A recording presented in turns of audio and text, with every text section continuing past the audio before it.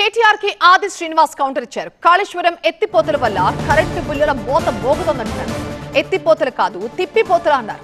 వర్షాకాలంలో ఎత్తిపోతలు చేయడం ఏంటని ప్రశ్నించారు. 2 ఏళ్లలో కాళేశ్వరం నుంచి చుక్క నీరు కూడా తీసుకోలేదని చెప్పారు ఆది శ్రీనివాస్. మొత్తం నీళ్ళు ఇస్తామని చెప్పి ఉత్తర కుమార ప్రగల్భాలు పలుకుతున్నాడు కేటీఆర్ గారు.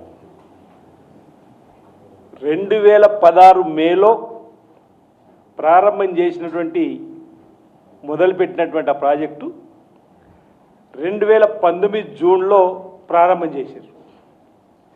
ఆ తదుపరి సుమారు 106 వారాలు అనుకుంటా మీ పరిపాలన ఆధ్వర్యంలోనే కాళేశ్వరం ప్రాజెక్టు ఉంది. 2019 నుంచి 2023 వరకు. ఆ రోజుల్లో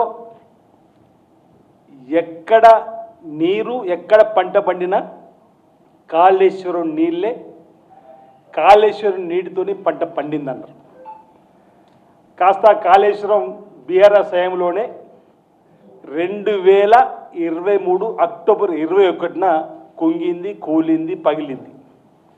ఇప్పటి వరకు ఒక్క మాట కూడా మాట్లాడని కేసీఆర్, కనీసం దానిపై విచారణ వేద్దామనేటువంటి ఆలోచన లేని కేసీఆర్ మహాదేవ్పూర్ పోలీస్ స్టేషన్లో ఒక ఫిర్యాదు చేసి వదిలేసిరు తప్ప దానిపైన విచారణ జరిపి ఈరోజు వారం రోజుల్లోపనే చేస్తామంటుండ్రే.